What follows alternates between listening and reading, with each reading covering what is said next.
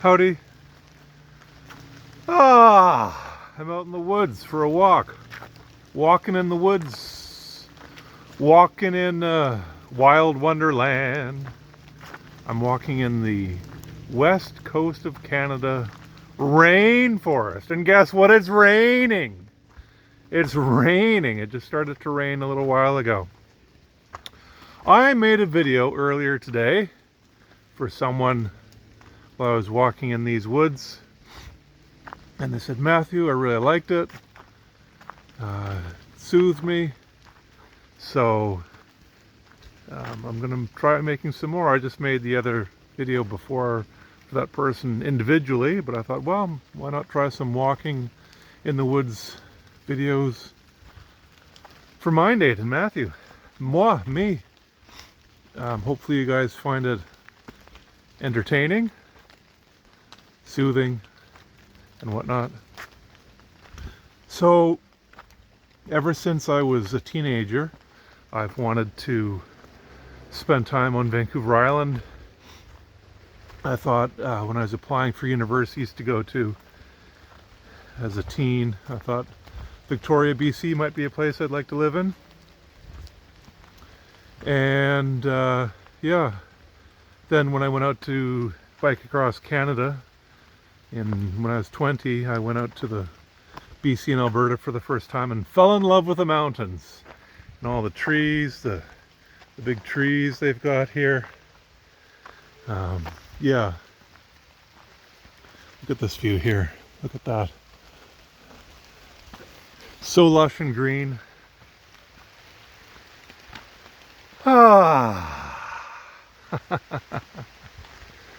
So anyway, it took me a long time to get the courage to make a move out here.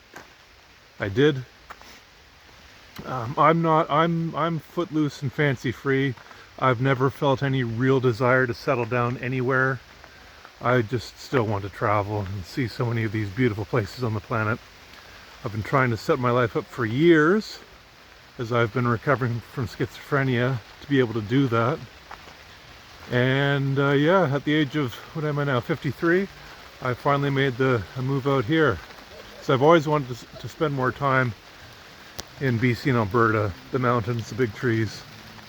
I've always wanted to do that, so it's feels great. So energizing to finally make that move and do that. So, but I want to keep moving. I want to keep going and seeing other places. I'm torn. I'm torn with greenhouse gases and wasting gas driving around. But it's, I don't know. I've thought of hitchhiking across Canada. I've thought of taking public transit across Canada. And catapulting myself across places. But anyway, I should just settle down in one place and stop wasting gas and do things virtually online, which I still will do.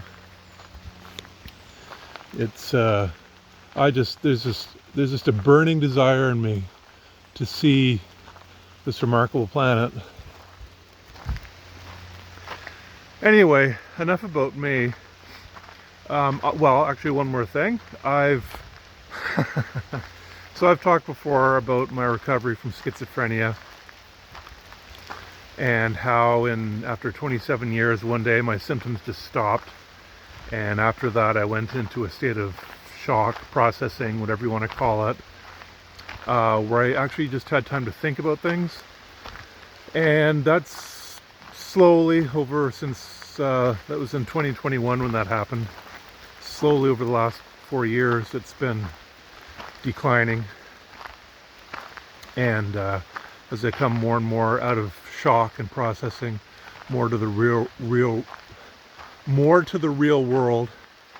And in the last week, finally, one thing that's come back to me is feelings of true gratitude.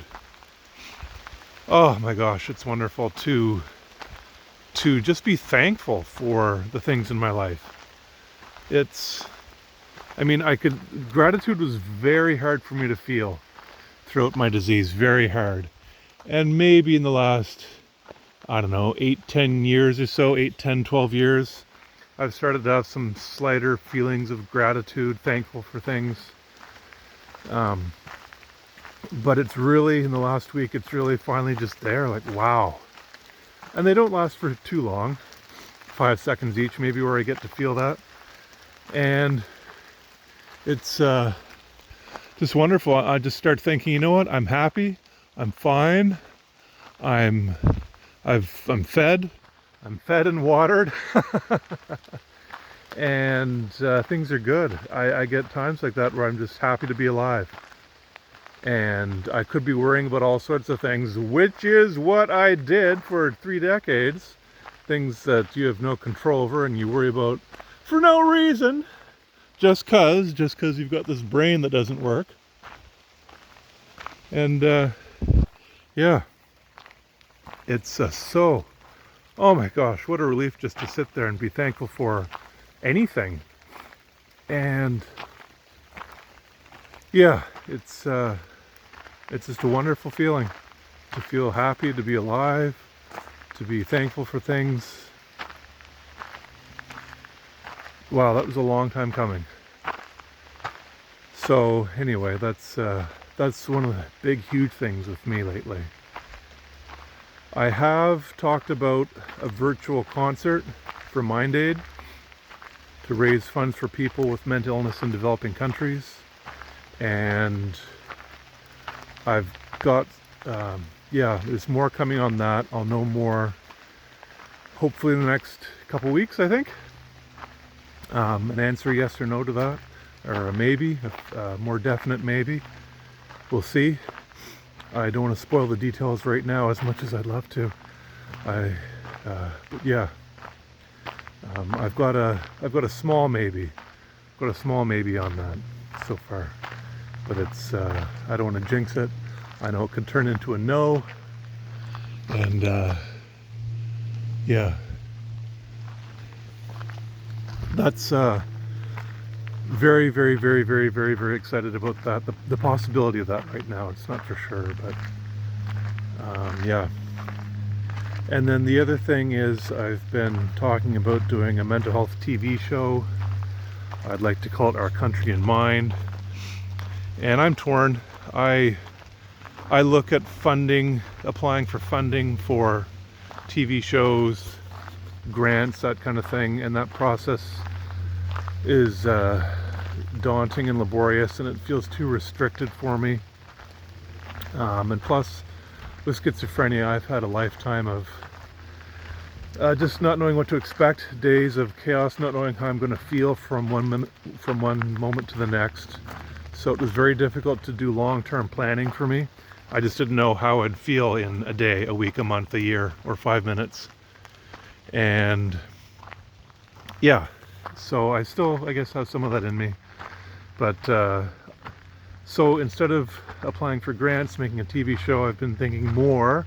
Nothing set in stone. If other people want to get on board with this, who can jump and do some of the things that I can't do, I'm open to further creations in other ways. But I'm thinking of just putting it on YouTube for now. Traveling across Canada, interviewing people, showcasing good things going on with mental health in our country. And yeah, I did start a GoFundMe for that. I don't know if I'll continue with the GoFundMe. I'll just see. A couple people have donated so far. I'll return their money if I decide not to use it. I've got a date in November that GoFundMe has given me to return people's money. But I'm still thinking. My wheels are still turning on how to do that and how to do something that I would enjoy, that works for me, that's not stressful. I'm not cured of schizophrenia. I have to watch my stress levels for the rest of my life until they find a cure someday.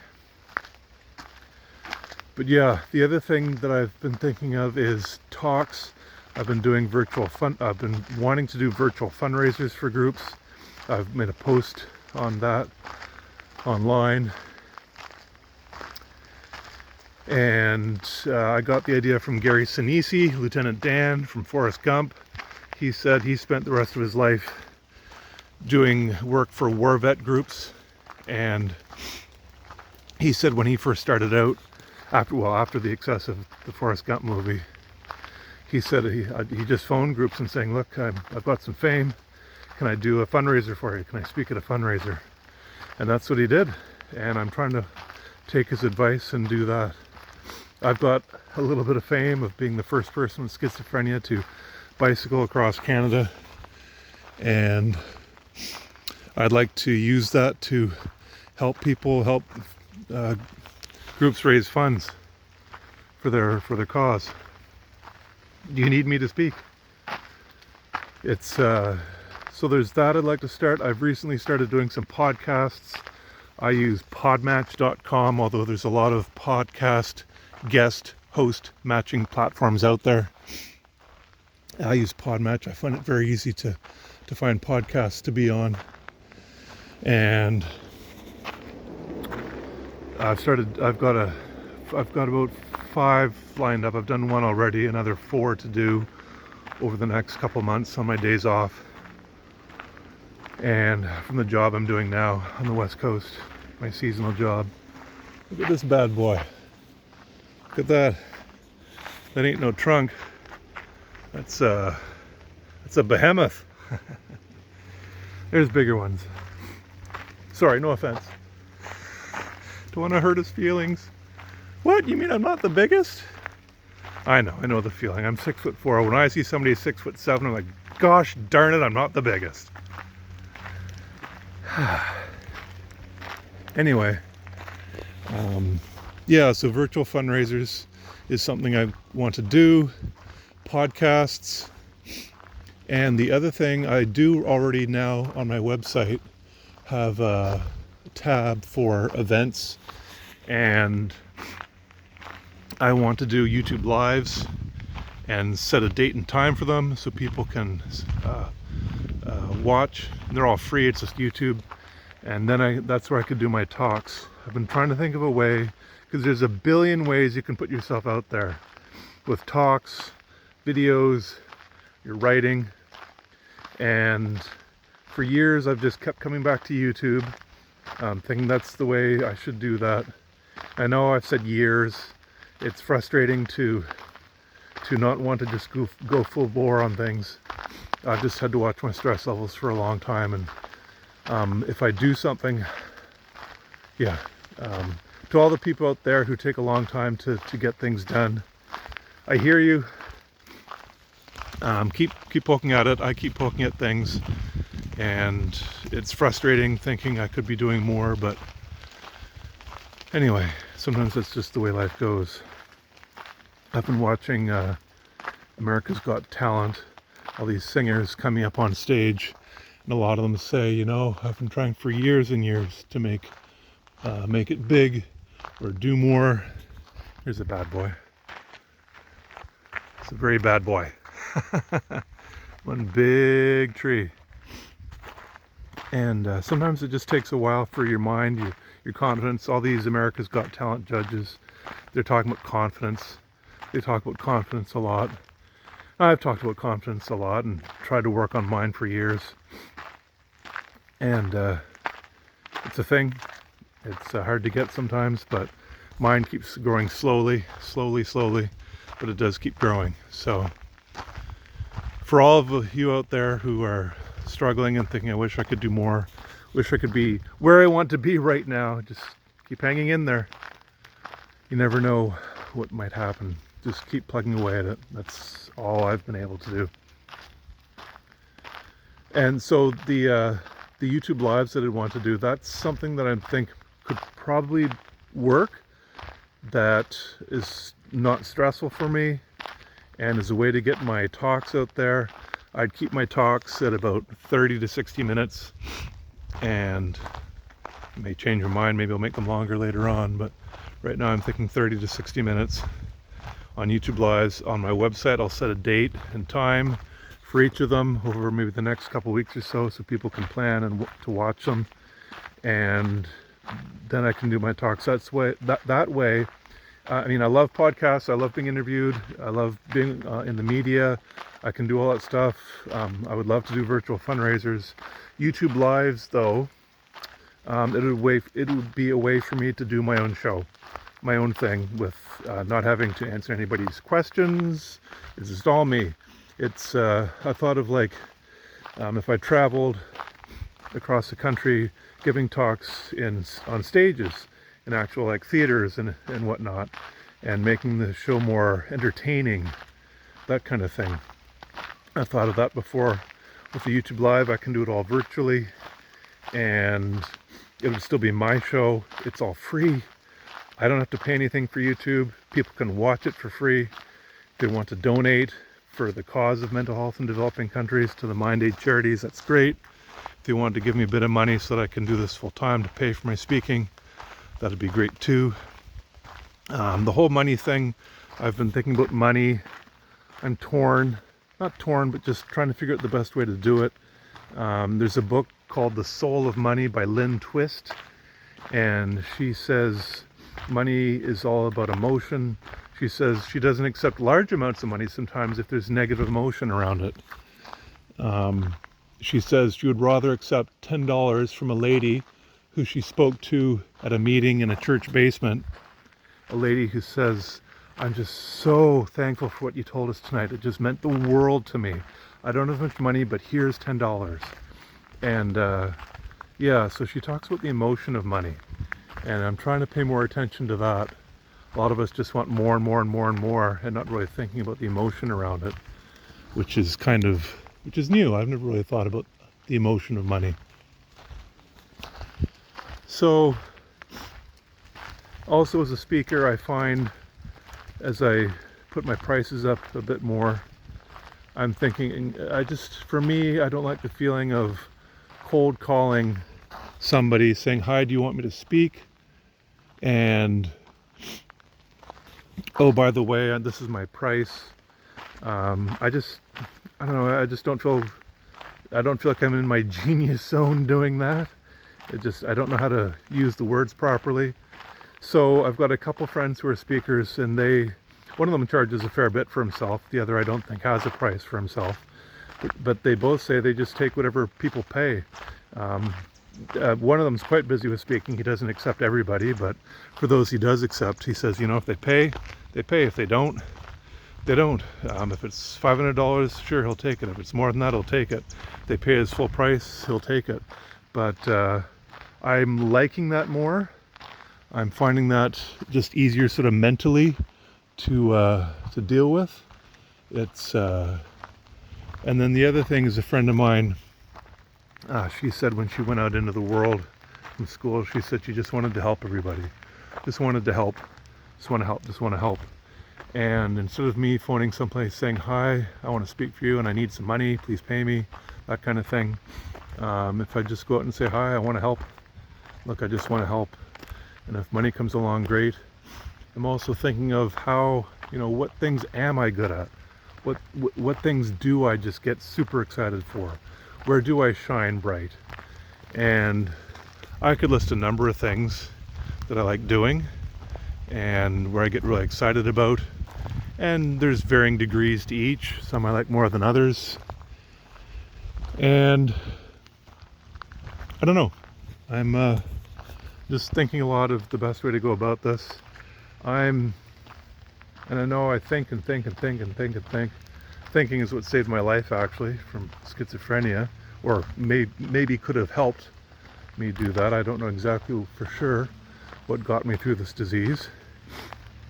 It becomes very gray.